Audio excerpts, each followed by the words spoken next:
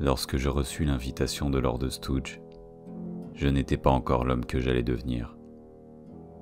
À cette époque, j'écrivais des articles que je destinais aux journaux les plus infects de Grande-Bretagne.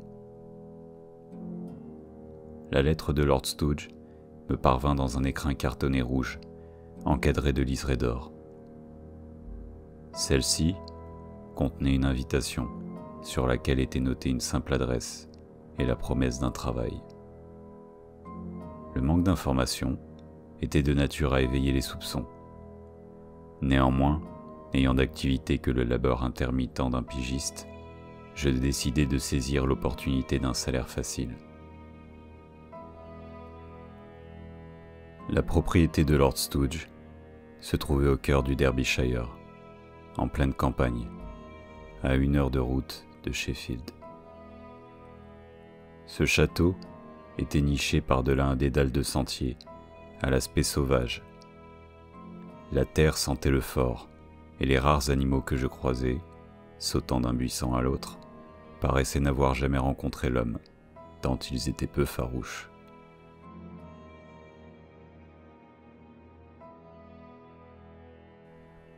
Au bout de cet étrange labyrinthe, j'abordai la demeure du mystérieux lord. Le manoir était un ouvrage gothique, criblé de grandes vitres sombres et d'une panoplie de pelouse dont la végétation trahissait l'absence d'entretien. Je tapai à la porte et une dame vint m'ouvrir. Comme une nymphe dans un tableau, sa beauté embellissait son triste arrière-plan. Fine blonde, elle était habillée d'un tailleur rouge qui ménageait à sa poitrine un espace d'expression considérable, si bien qu'au début, l'élégance de son visage m'échappa. Il était pourtant aussi beau, tout de blancheur et de volupté, piqué par des yeux verts et une bouche cinabre. Cette dame se présenta sous le nom de Kyra Schemer, accompagnatrice de Lord Stooge.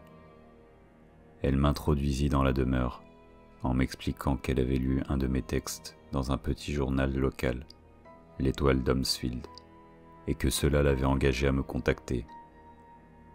J'écrivais en effet de courtes fictions aberrantes et les envoyais au périodique pour me faire connaître. Heureux qu'elle ignorât mon activité dans la presse à scandale, je ne songeais pas au caractère étrange de sa remarque.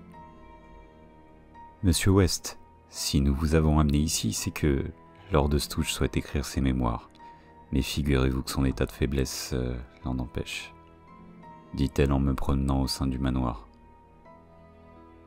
Est-il paralysé ? Demandai-je. Le visage de ma charmante hôtesse s'assombrit. Il ne peut plus se dépasser sans mon aide.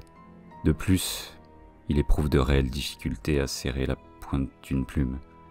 Il parle à peine, et bien évidemment il cherche ses mots. L'explication de Madame Schemer s'acheva à l'instant où elle poussa les portes d'un salon au style victorien, sombre et encombré de vieilleries d'un siècle précédent. La poussière entourait les objets d'un linceul qui ternissait l'éclat des choses.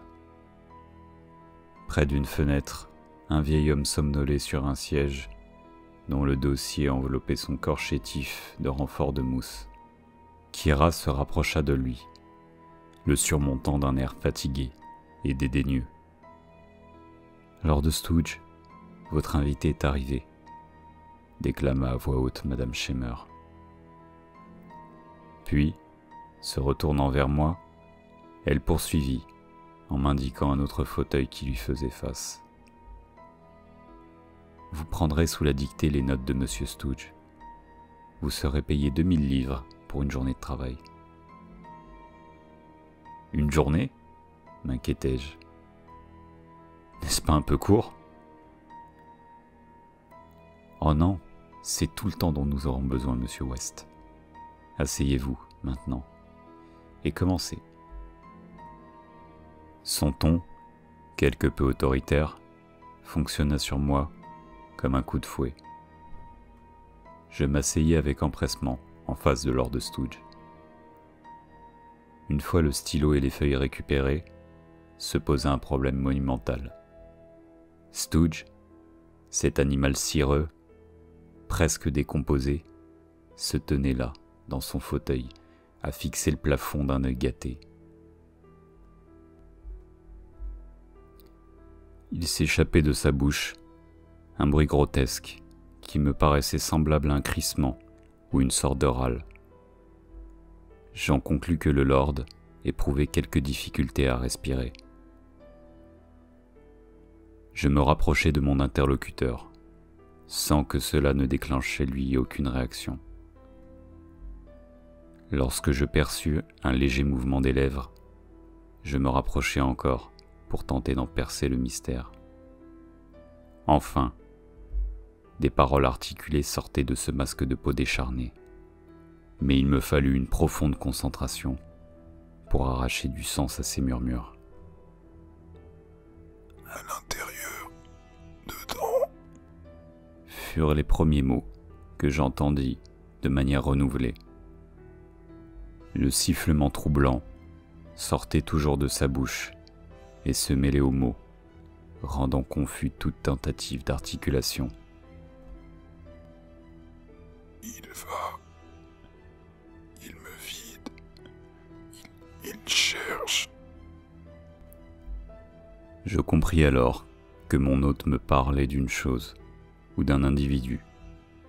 Je lui demandai donc qu'est-ce que cette chose cherchait, pourquoi elle le vidait. Chaque parole était une lutte que saccadaient d'imperceptibles soubresauts. Stooge me prit la main et ses avertissements se firent plus clairs. Partez, sortez, vous êtes en danger. Je balayai la pièce d'un coup d'œil, comme pour m'assurer que personne n'écoutait. Kira n'était plus là. Elle s'était envolée sans prévenir. « Monsieur Stooge ?» lui demandai-je. « Il se passe quelque chose de bizarre ici, n'est-ce pas ?» Stooge acquiesça d'un léger mouvement du menton. « Je meurs. » ajouta-t-il ensuite. « Soulevez mon dos. Regardez. » J'accédai à la demande clairement formulée de mon hôte et l'aidai à se redresser sur son siège. J'aurais juré déplacer un corps tantôt mou, tantôt osseux. Et lorsque j'appuyai ma main sur l'une de ses omoplates et chiffonnai son costume, j'eus l'impression d'entrer dans une pièce close depuis des décennies et de sentir la poussière en suspension infiltrer mes narines. Je fis alors une découverte terrifiante. Il y avait un trou dans le dos du vieillard. Une saisissante obscurité me dissimulait le contenu de ce trou. À mesure que j'enfonçais mon regard plus loin dans l'abîme, je discernais une forme tentaculaire, presque immobile, et de laquelle s'échappait un bruit de mastication. Puis, mes yeux se familiarisant avec l'obscurité du corps vide de Lord Stooge, la monstruosité se révéla. Une créature à plusieurs bras, dont la tête semblait un crâne d'angoisse et qui bougeait lentement ses petites pattes, tel un grouillant hirsute. Le monstre se mit à remuer plus ardemment en me voyant, et désormais, tremblant de peur, je lâchai le corps de Lord Stooge, qui s'effondra piteusement. Le vieillard était désormais sans vie, et la chose qui grandissait en lui paraissait s'être nourrie de tous ses organes vitaux. Comprenant que j'étais le prochain, je courus, le plus vite possible pour atteindre la sortie. J'eus l'impression que le couloir, puis l'escalier, n'étaient que d'infinies spirales créées pour me tourmenter. Mais au bout de quelques minutes pourtant, je retrouvai l'air libre et fis tout le chemin du retour en courant. Je crois bien que je courus sans m'arrêter jusqu'à Sheffield. Si mon aventure resta cachée, je cherche toujours à déterminer son véritable sens. Quel était le but de cette mise en scène? Qui était Kira Schemer? Je laisse à l'auditeur le soin de l'imaginer. Quant à moi, je me crois enfin proche d'une réponse. La semaine dernière m'est arrivé quelque chose.